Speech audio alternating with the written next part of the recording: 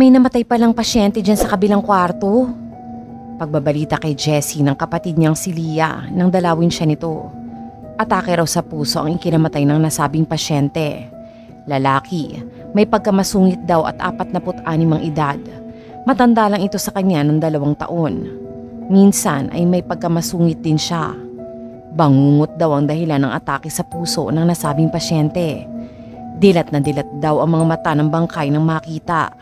Parang grabe raw talaga ang naging takot sa napanaginipan na naging dahilan para bumigay ang puso nito. Mga baling buto sa katawan ang ipinagagamot na nasabing pasyente.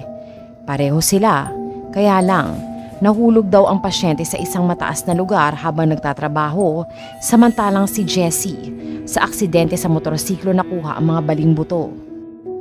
Nakita pa niya nang ilabas mula sa kwarto nito ang binangungot na pasyente. Nakatakip na ng kumot ang buong katawan nito.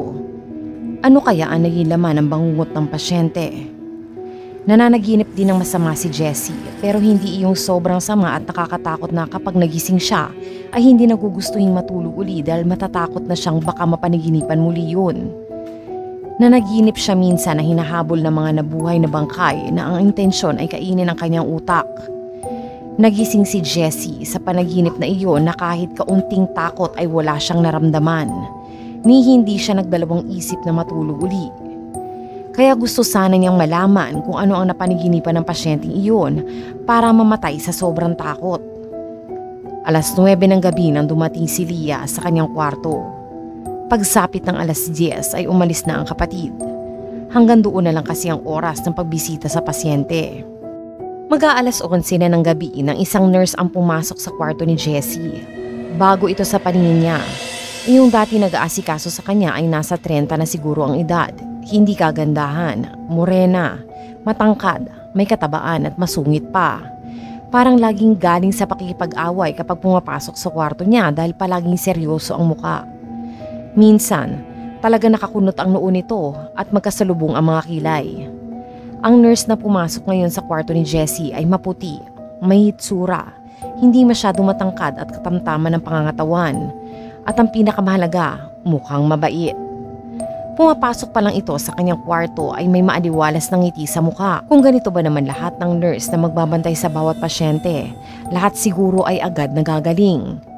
Kinunan siya ng nurse ng blood pressure. Pagkatapos ay may ipinainom ng mga gamot sa kanya. Namalikmata lang ba siya o nakita talagang naging pilyang ngisi ang inosenteng ngiting nakaguwit sa mga labi nito habang pinagmamasdan ng paglunok niya sa mga kapsula.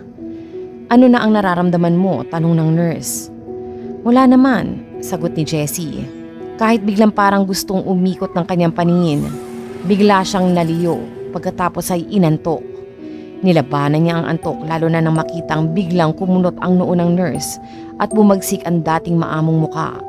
Kaya lang, masyadong matindi ang antok na sumalakay sa kanya. Hindi na niya napigilang mapapikit. Napadilat uli si Jessie nang itulak siya ng nurse, bumagsak siya sa lapag. Umampas pa sa sahig ang kanyang ulo. Lalong hindi niya inaasahan ang mga susunod na ginawa ng nurse. Mahigpit nitong hinawakan ng kanyang mga paa at walang anumang kinaladkad siya palabas ng kwarto. Hinila siya nito sa pasilyo. Bigla ang makinis na baldosa ng ospital ay naging magaspang at mabato. Naramdaman agad ni Jessie ang pagsugat-sugat ng kanyang likod. Nagsisigaw siya. Nanghihingi ng tulong pero sino ang makakarinig sa kanya? Mukhang abandonado na ang ospital ng mga sandaling iyon. Biglang nagbago ang itsura ng lugar, naging marumi ang paligid at naging masangsang ang amoy. Nang muling tignan ni Jessie ang nurse na humihila sa kanya, nakita niyang may nagbago na rin sa itsura nito. Nakasuot pa rin ito ng puting uniform pero may nakita na siyang mahaba at mabalahibong buntot na nakakabit sa puwitan nito. Tumatalbog-talbog pa iyon tuwing tatama sa lupa. Matutulis at mahahaba na rin ang mga itim na kuko nito. "Kayong mga pasyente kayo!" Narinig ni Jessie na sabi ng nurse habang patuloy sa pagkaladkad sa kanya. "Pinagsisilbihan namin kayo na maayos pero kaunting pagkakamali namin. Kung laitin niyo kami, gano'n na lang. Kung pagalitan niyo kami, gano'n na lang. Kulang na lang isisi niyo sa amin ang pagkaka-ospital niyo." Dinala siya nito sa hagdan at kinaladkad pababa. Humahampas ang ulo niya sa bawat baitang na hagdan. Kami ba ang may kasalanan kung bakit kayo napunta sa ospital? Kami ba ang dahilan kung bakit kayo nagdurusa sa ospital? Bakit ninyo ibinuntun sa amin ang galit nyo? Mga hayop kayong pasyente kayo. Patuloy na litanya ng babaeng humihila sa kanya. Ano ba ang nangyayari? Nananaginip lang ba siya? Kung nananaginip lang siya, hindi ba dapat ay nagising na siya dahil sa paulit-ulit na paghampas ng kanyang ulo sa konkretong baitang ng hagdan ng ospital? Ramdam na ramdam niya ang sakit. Nagiiwan ng dugo ang ulo niya sa bawat baitang. Inaalagaan namin kayo. Pinapagaling. Patuloy na pagtutungyaw ng nurse. Galit na galit. Gusto naming mabuhay kayo. Wala kayong karapatang patayin kami. Kahit ang saktan kami, kahit ang kurutin lang kami o pitikin sa kamay, wala kayong karapatan. Wala kayong karapatan. Isinigaw pa nito ang binibitawang huling pangungusap. Walang tao kahit sa lobby ng ospital. Sa halip, may nakita si Jessie na parang mga tiyanak na nakasabit at naglalaro sa chandelier. Para nagkakasiyahan pa ang mga ito nang makita siya. Dinala ng nurse si Jessie hanggang sa labas ng ospital at diniretso sa kalsada. Pati ang mga kalye ay abandonado ng gabing iyon. Manhid na ang kanyang likod na sugat-sugat na. Gumuguhit sa kalsada ang mga dugong nanggagaling doon. Wala na rin pakiramdam ang kanyang ulo. Hinang-hina na rin siya. Pinapanatili na lang siya ng paghahangad na mabuhay pa. Kung pipikit siya at hahayaan ng sariling mawala ng malay, baka hindi na siya magising. Kung mananatiling nakadilat si Jessie, baka makasili pa siya ng milagrong bubuhay sa kanya. Baka may makita siyang anghel sa paligid na pwedeng tawagin para tulungan siyang makalayo sa demonyong nurse na hindi niya alam kung bakit siya pinagdidiskitahan. Ito ba ang demonyang naatasang magtanggol at magiganti para sa mga naaaping nurse? Bakit siya ang ginagantihan nito? Wala siyang natatandaang minaltratong nurse, mabait siyang pasyente. Wala siyang natatandaang nurse na pinitik niya sa kamay o kinurot o sinaktan sa kahit anong paraan. Dinala si Jessie ng nurse sa isang riles ng tren at ginapos doon. Lupaypay na siya sa matinding panghihina para makapalagpa. Tulungan niyo ako. Pilit niyang binikas habang nakatali sa gitna ng riles. Pero sino ang tutulong sa kanya?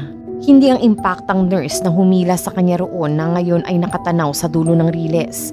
Naghihintay ng paparating na tren. Baka nasa impyerno na siya. Wala nang maliligaw na anghel doon. Maya-maya pa, may natanaw na si Jessie na paparating na tren. Sari-saring impakto ang natanaw niyang nakasampa sa bubungan ng tren. Lahat ay naghihigikikan, nagdiriwang, at lahat ay nakasuot ng uniform ng nurse. Mabait akong pasyente. Gustong isigaw na malakas si Jessie pero namaos na ng husto ang kanyang boses. Ng mga sandaling iyon, naramdaman niya ang pinakamatindi niyang takot sa buong buhay niya. Kung nasaktan siya ng husto sa paghila sa kanya sa magaspang na sahig ng ospital. Kung halos mapaiyak siya sa sakit tuwing hahampas ang ulo niya sa baitang ng hagdan ng ospital. Gaano pa kayang sakit ang mararamdaman niya sa sandaling dumaan na sa ibabaw ng kanyang katawan ng tren. Mararamdaman niya ang pagkadurog ng bawat buto, ang pagkapisak ng bawat lamang loob niya.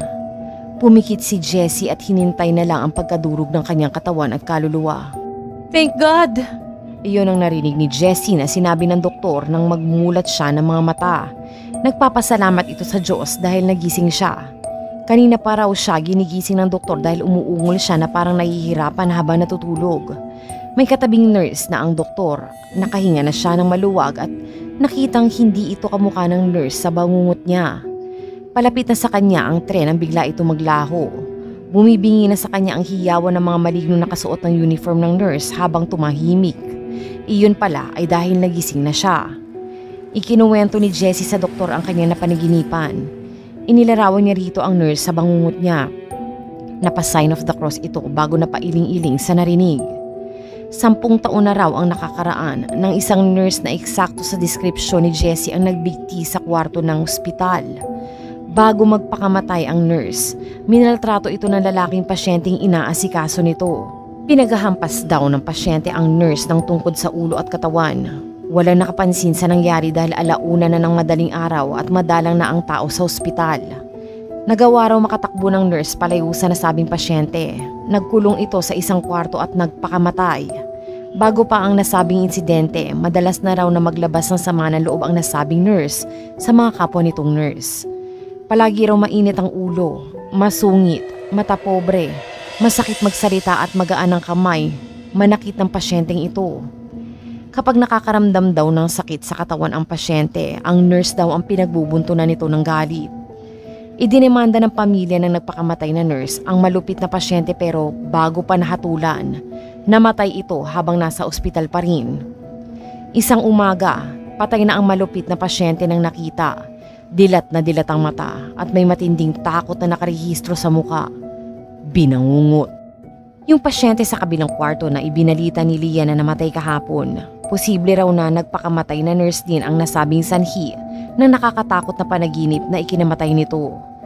Tuwing nalalapit daw ang anibersaryo ng pagpapatiwakal ng pobreng nurse, may mga lalaking pasyente sa ospital na napapanaginipan ito at palagi nakakatakot ang panaginip na dala ng nurse na iyon. Ilang beses na rin daw nagpamisa ang mga doktor sa nasabing ospital, partikular na sa kwarto kung saan namatay ang nurse pero patuloy pa rin ang pagpaparamdam nito. Pawang mga lalaking pasyente raw ang pinagpapakitaan ng nurse, iyong kaedad ng pasyenteng nagmalupit dito. Iyong may inclination na maging masungit at malupit sa mga nurse. Kung may sakit sa puso si Jessie, baka inatake na rin siya sa sobrang sama ng kanyang panaginip.